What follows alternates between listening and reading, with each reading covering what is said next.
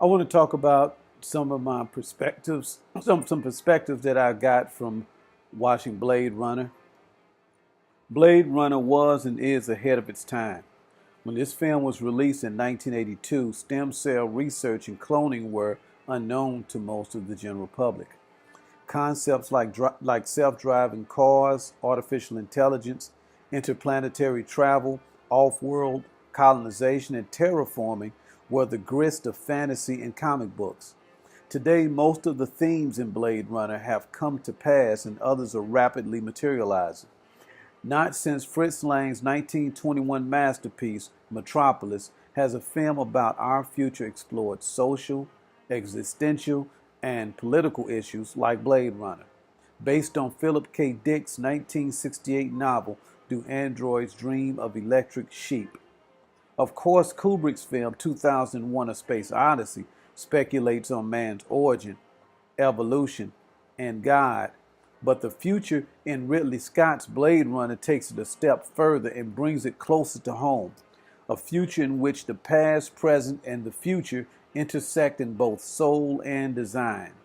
Everything in this film is both alien and familiar, an incongruous admixture of old and new, a real-world future that, unlike 2001's clean, sharply defined aesthetic, looks touched, dirty, and blurred, and urban. A future marked by the paradox of technological progress and of social and moral decay, a future in which man revisits the institution of slavery. These are the themes explored in Blade Runner that I want to talk about. God. The film explores questions relating to man and God. Roy Batty is man, and Tyrell in this film is God. Their meeting is the paradigm of the creature rebelling against his creator, as in the biblical story of Lucifer's fall. In scene 26 on the DVD edition of this film, the prodigal son brings death. Roy Batty asks Tyrell the questions that mankind asks of God. How much time do I have? To which Tyrell replies, revel in your time. And when Roy Batty is in the descending elevator looking up at the stars, he is Lucifer, falling from heaven. Slavery. The film looks at the nature of slavery. American slaves were stripped of their cultural identity. They were stripped of their cultural heritage and identity, and then coerced to accept the cultural heritage and identities of their white masters. The replicants are the same way. They have no memories or experiences of their own, so Tyrell gives them false memories to create a cushion for their emotions, which enables them to be controlled easier. But once the replicants reach a certain age and develop emotions, they become rebellious. The toys are also a metaphor for slavery, or bodies without souls to be utilized and discarded. Humanity.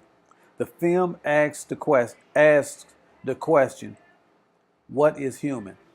In scene 17 on the DVD version of this film, Zora, a replicant, is shot and is philosophically surrounded by lifeless and soulless mannequins, a metaphor which seems to ask, what is human? Is it the body or is it the soul?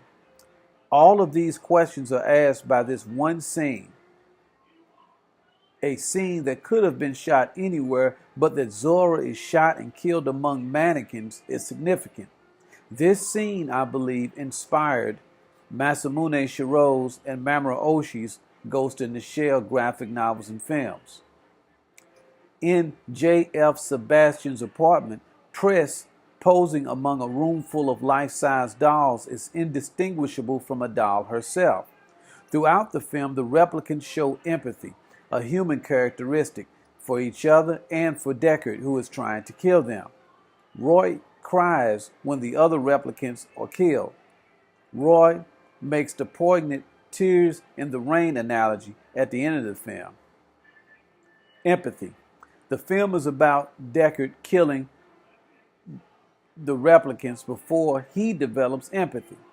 Once he reaches this level of emotional development, he can no longer kill his fellow replicants. As the film progresses, he goes from being a cold killer to sympathizing with the fugitives.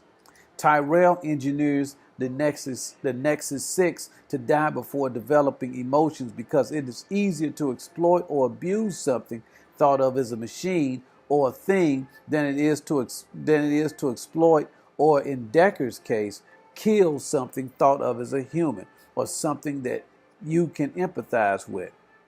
Tyrell realizes that once the replicant slaves develop feelings, they will want more life. This explains why Deckard is brought back to the Force to hunt and kill replicants. Since he himself is also a Nexus 6 model, he is also programmed to die before developing emotions and empathizing with his fellow replicants, making it easier for him to kill them. Falling in love with Rachel changes this. Dualism. The film explores the dualism of soul and matter.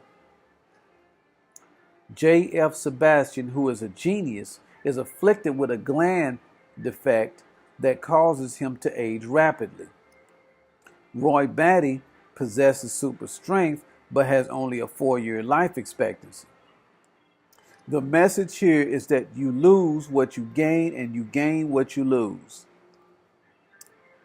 The advanced technology in this film is contrasted against urban problems like crime, prostitution, pollution, old buildings, and social stratification.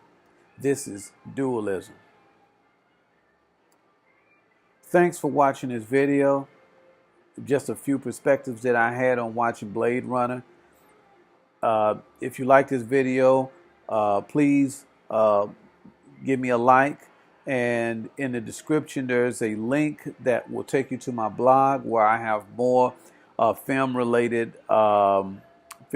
material, such as the video that I just the video that you just watched. Again, thanks, and I appreciate it. See you again.